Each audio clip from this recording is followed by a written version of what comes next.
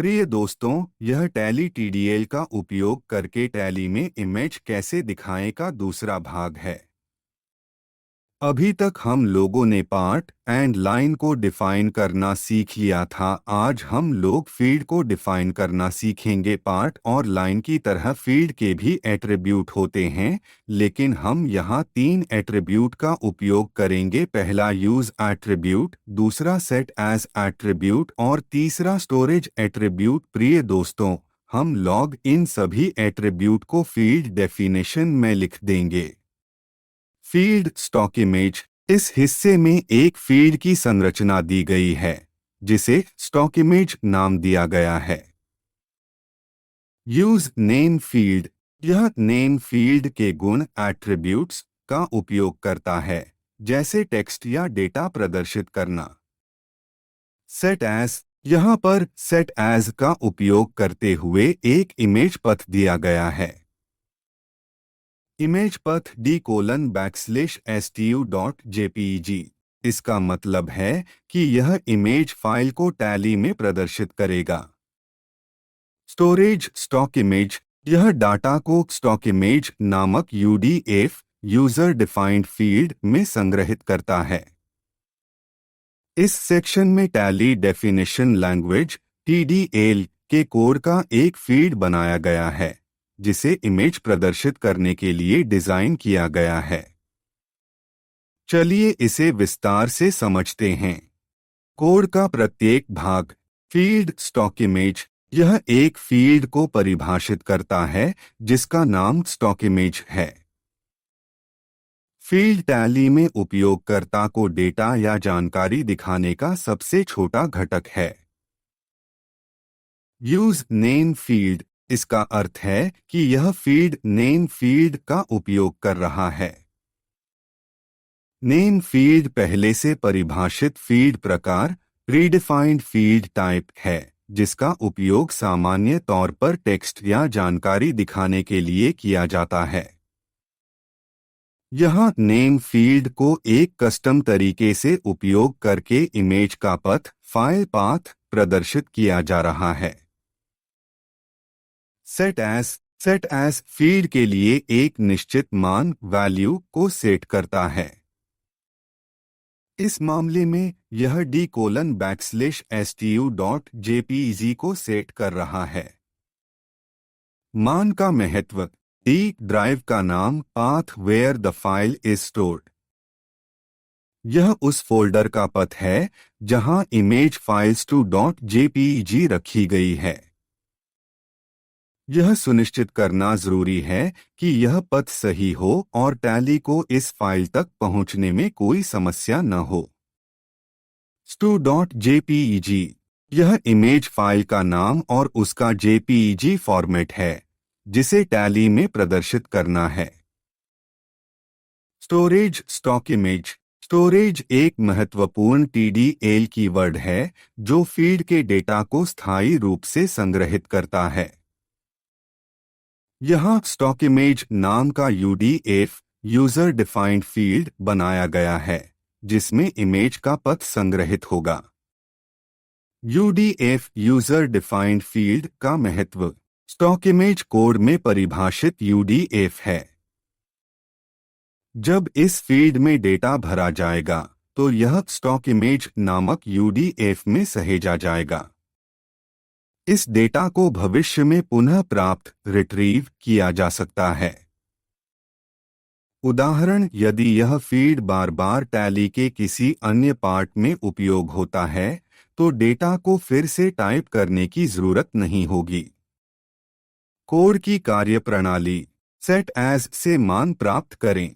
Code image का पथ d:\stu.jpeg को सेट करता है। फील्ड में प्रदर्शित करें। यह इमेज का पथ उपयोगकर्ता को नेम फील्ड के रूप में दिखाता है। डेटा को संग्रहित करें। स्टोरेज स्टॉक इमेज के कारण इमेज पथ को स्थायी रूप से टैली के UDF सिस्टम में सहेजा जाता है। इमेज का उपयोग। बाद में UDF स्टॉक इमेज से इस पथ का उपयोग करके इमेज को टैली UI में कहीं भी प्रदर्शित किया जा सकता है। इसके बाद हम उपयोग करेंगे system UDF stock image string 1080। यह कोड टैली में यूजर डिफाइंड फील्ड UDF बनाने के लिए उपयोग किया जाता है। इसका उद्देश्य अतिरिक्त डेटा को स्टोर करना और टैली में कस्टमाइजेशन की सुविधा देना है। विस्तार से समझे। System UDF। यह सेक्शन एक UDF यूजर डिफाइंड फील्ड को परिभाषित करता है। UDF टैली में कस्टम डेटा स्टोर करने का तरीका है, जैसे कोई विशेष जानकारी या फाइल पथ। Stock image. यह UDF का नाम है। इसका उपयोग इमेज फाइल के पथ, फाइल पाथ को स्टोर करने के लिए किया जाएगा। स्ट्रिंग। यह UDF का डेटा प्रकार, डेटा टाइप है। स्ट्रिंग का मतलब है कि यह केवल टेक्स्ट डेटा, जैसे फाइल नाम या पथ को स्टोर करेगा। 1080। यह UDF का इंडेक्स नंबर है। टैली इस यूनिक नंबर का उपयोग इस UDF को पहचानने और डेटा को स्टोर या पुनः प्राप्त रिट्रीव करने के लिए करता है। इसका उद्देश्य स्टॉक इमेज UDF कोड में इमेज का पथ स्टोर करेगा, जैसे d:\stu.jpg। यह डेटा टैली में कहीं भी उपयोग किया जा सकता है, जैसे कि रिपोर्ट्स या फॉर्म्स में। उदाहरण, जब उपयोगकर्ता इमेज का पथ सेट करेगा, वह स्टॉक इमेज UDF में स्टोर हो जाएगा। टैली इसे भविष्य में रिपोर्ट में इमेज दिखाने या अन्य कार्यों के लिए उपयोग कर सकेगा। सरल शब्दों में, स्टॉक इमेज नाम का एक फील्ड बनाया गया है जो टेक्स्ट फाइल पथ स्टोर करने के लिए है। यह टैली में स्थायी रूप से कस्टम डेटा को संभालने और उपयोग करने की सुविधा देता है। इसके बाद हम लोग resource stock source $stock image resource type JPG लिखेंगे। यह सेक्शन टैली में एक रिसोर्स संसाधन को परिभाषित करता है, जिसे बाहरी डेटा, जैसे इमेज ऑडियो के रूप में उपयोग किया जाता है। कोड का विवरण। Resource stock. यह एक संसाधन रिसोर्स को परिभाषित करता है जिसका नाम स्टॉक है। संसाधन टैली में बाहरी फाइलें, जैसे इमेज हैं, जिन्हें रिपोर्ट्स या फॉर्म्स में उपयोग किया जा सकता है। Source $stock image. यह स्रोत सोर्स को निर्दिष्ट करता है। $स्टॉक इमेज वह UDF यूजर डिफाइंड फील्ड है जिसमें इमेज का पथ, फाइल पाथ स्टोर है। उदाहरण, $स्टॉक इमेज में d:\stu.jpg स्टोर हो सकता है। Resource type JPEG। यह संसाधन के प्रकार, टाइप को परिभाषित करता है। यहाँ JPEG इमेज फॉर्मेट का उपयोग किया गया है, जो एक सामान्य इमेज फॉर्मेट है। उद्देश्य, यह कोड स्टॉक इमेज UDF जो इमेज का पथ स्टोर करता है को टैली के रिसोर्स सिस्टम से जोड़ता है। यह सुनिश्चित करता है कि $स्टॉक इमेज में दिए गए पथ की इमेज को टैली में रेंडर प्रदर्शित किया जा सके। उदाहरण उपयोग, यदि $स्टॉक इमेज में पथ d:\stu.jpg है, तो टैली इस पथ को JPEG संसाधन के रूप में पहचानता है। इमेज को टैली की रिपोर्ट्स, फॉर्म्स या किसी अन्य सेक्शन में प्रदर्शित किया जा सकता है। सारांश। सोर्स $स्टॉक इमेज को इमेज फाइल का पथ प्राप्त करने के लिए उपयोग करता है। रिसोर्स टाइप बताता है कि संसाधन रिसोर्स एक JPEG इमेज है।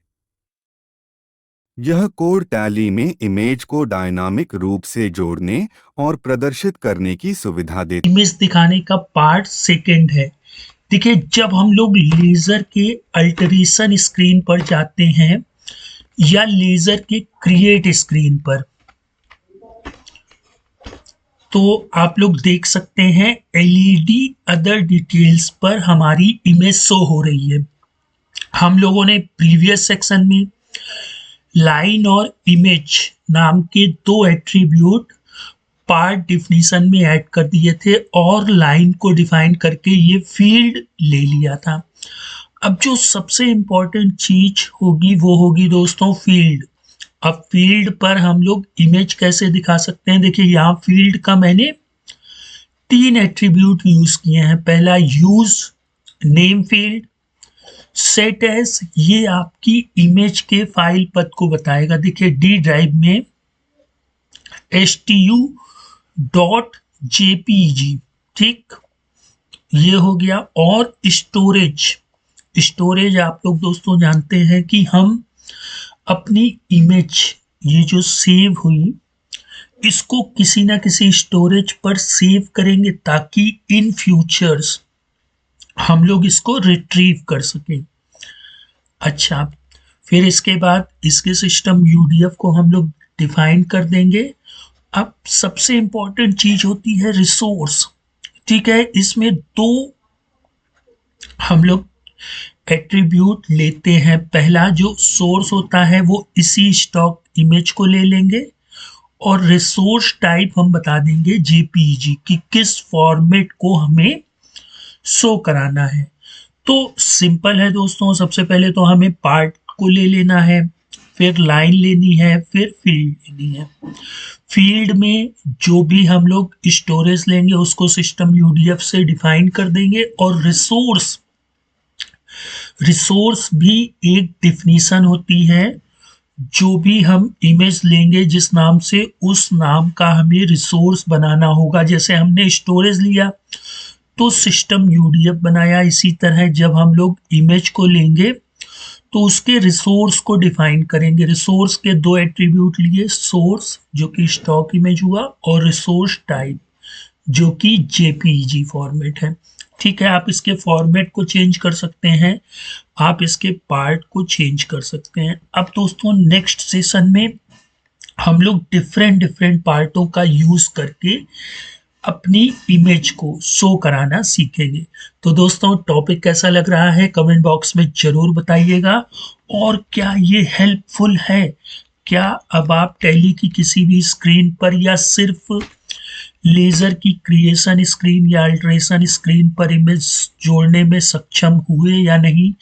अब दोस्तों आप लोगों के लिए होमवर्क है कि अब आप लोग इमेज को यहाँ जोड़िए, यहाँ जोड़िए, यहाँ जोड़िए। पता आप लोगों को बस क्या करना है, पार्ट के नेम को पता करना है कि जहां पर हमें इमेज शो करानी है, बाकी पूरा कोड वही है, ठीक है। तो दोस्तों नेक्स्ट टाइम मिलते हैं एक बेहतरीन टॉपिक के साथ, तब तक आप लोग अपना ख्याल रखिएगा। गुड बाय दोस्तों।